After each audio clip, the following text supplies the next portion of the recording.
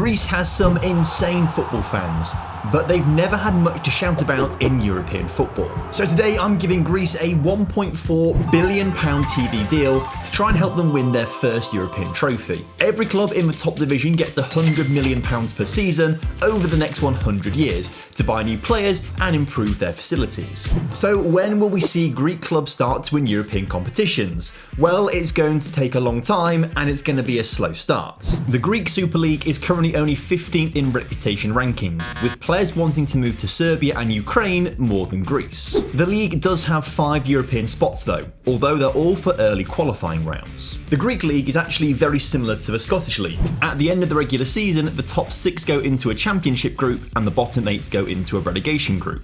We're interested in the championship group where AEK Athens win their first league title since 2018. But it's Olympiacos we're going to focus on, as they were the reigning champions from last season and so they're in the Champions League. But sadly they were drawn in a group of death and got absolutely battered. They were also the only Greek team to reach the group stage of a European competition this season, so this is the level we're working at right now. Hopefully, over the next 10 seasons, they're going to spend this money sensibly. You know what? I think they have done, because Greece is now 8th place in reputation rankings. There are also now 6 European spots, with 3 of them going directly to the group stages. This means we must have seen some amazing performances in Europe over the past 10 seasons. The better clubs do in Europe, the more coefficient points they get, and the more points they get, the more European spots they get. However, there are no Greek finalists in the Champions League or in the Europa League. But Olympiacos did win the 2027 Conference League. They actually had a really tough run through to the final, so it was a well-earned trophy. But it's actually been AEK Athens who have been dominant domestically. This season, they reached the Champions League round of 16, which is the furthest any side from Greece has gotten. So I think it's been a successful start so far, but will we see more trophies won by season 25? The Greek league is slowly improving. It's now up to 6th in reputation, but there are still only 6 European spots available. AEK are still the dominant team, but it could be a changing of the guard, as Olympiacos have dropped off and Aris are now the second best team. However, at this stage, we've given AEK Athens £2.5 billion, and despite that, they're £14 million in debt. They have improved their facilities, which is good, and they haven't blown the money on a brand new stadium. Scrolling through their transfer history, they aren't spending ungodly amounts of money compared to what we're giving them, and they aren't spending record-breaking amounts of money on wages.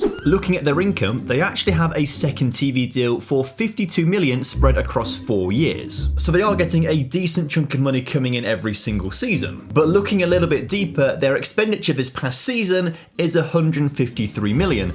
And last season it was £156 million. If this has been happening for the past 10 seasons or so, I can see why they're actually in debt. It also means they're not going to have the money to bring in those game-changing players, which is why we still haven't seen a Greek finalist in the Champions League. However, in the Europa League, Aris did come runners-up to Chelsea in 2037. They did beat some good sides on their way to the final, but Chelsea were just too much. But luckily, we have seen PAOK win the 2041 Conference League, whilst Olympiacos lost the final a season later. PAOK overcame some solid teams to go on to beat Galatasaray in the final, whereas Olympiacos had a kinder route to the final before losing to Czech side Banek. So that's 2 Greek sides winning a European competition in the first 25 seasons, which isn't bad considering that no Greek side has ever won any European competition before, but given the money we've given them, it feels a bit disappointing. I'm hoping we see more winners by season 50. However, the league is still only 6th in reputation, and still only has 6 European spots. But AEK and Aris are no longer top dogs. Panathinaikos are now the dominant team in the league.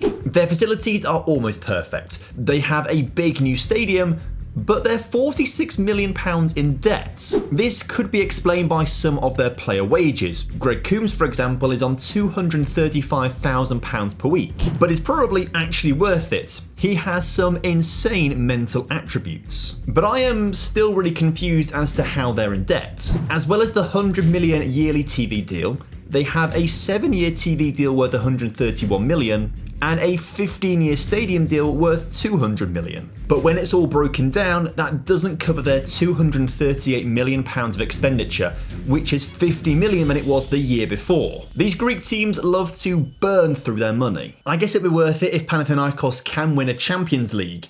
And they almost did, losing the 2060 final to Dortmund. They overcame Liverpool, Athletic Club, and Man City just to lose in extra time in the final. Still, it is an incredible achievement, but Panathinaikos fans will be used to the hurt, as they lost the 2056 Europa League final, as did AEK Athens in 2060, Lamia in 2067, and Panathinaikos in 2068. 4 finals lost and 0 wins. That is incredibly tough. Luckily, there have been some wins in the Conference League. Aris lifted the title in 2050, as did Panathinaikos the season afterwards. AEK then won it in 2061, and Panathinaikos won it in 2067, before OFI Crete won it in 2066, and Olympiacos in 2067. The thing is though, we have seen plenty of winners of the Conference League before. I want to see winners of the Europa League and the Champions League. I just hope that happens by season 100.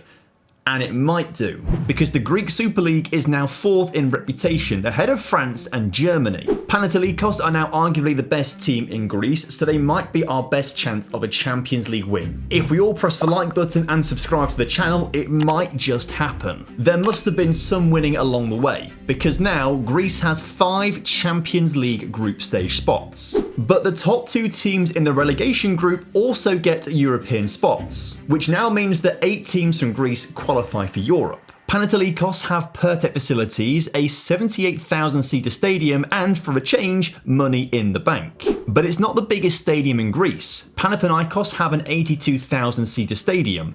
It's actually mad, but 12 of the 14 teams have at least 40,000 seats. So for there to be so many European spots available, and for all of these teams to now have massive stadiums with their massive fan bases, there must have been so much success in the last 50 years. Well, actually, there have only been 2 winners of the Conference League, and they were very recent. Aris lifted the title in 21-17, beating Genk in the final, and OFI Crete won it in the most recent season, beating Lech Poznan in the final. As for the Europa League, it actually took until 2091 for a Greek side to win it, as Olympiacos beat Austria Wien to the trophy. The second winner came 4 years later in 2095, as Olympiacos beat Roma on penalties. Panathinaikos then won it in 2100, beating Sporting 1-0 in the final, and then Lamia have won it twice. First of all in 2109 as they beat Basel in extra time, and secondly in 2120, where they beat another Greek side, Aris, on penalties to win it. So strangely enough, winning the Europa League didn't happen until the final 28 years of the 100 years we were simulating. And that feels like it's too long to start winning the Europa League and then start winning the Champions League afterwards. So has any team actually gone on to another Champions League final or even won it? Well, I can now reveal that 2 teams have gone on to win the Champions League. Panathinaikos won it first in 2107, season 85. Beating AC Milan, PSG, Liverpool, and Real Madrid on their way to lift the trophy. 2 seasons later, they reached another final but lost it to Chelsea, and the season after that, Real Madrid beat Panathinaikos to the Champions League. That's Panathinaikos' second Champions League final loss. 10 years after winning their first Champions League, Panathinaikos won it again, beating, once again, Real Madrid. But the really impressive thing about this is that they had to go past 2 other Greek sides on their route to the final. AEK Athens in the quarterfinals and Panathinaikos in the semi-finals. Panathinaikos then lost another Champions League final, losing to Man City in 21-21, but in season 100, Panathinaikos finally won their Champions League, beating the reigning champions Man City 2-0 in the final. I said right at the start of the video it was going to be a slow start to this, but I didn't think it was going to take 85 years for a Greek side to win their first Champions League. More importantly, it took 8.5 billion at the minimum for them to win that as well. So 2 teams have won 3 Champions Leagues, 3% of all the ones we've simulated through this video, at the very small cost of 140 billion. But these teams won the Champions League without the help of Carlo Ancelotti, the most decorated manager in Champions League history with his 4 trophies. But if we restarted his career, would he be able to win more in-game than he's won in real life? Well, to find out, you can watch a video all about it right here.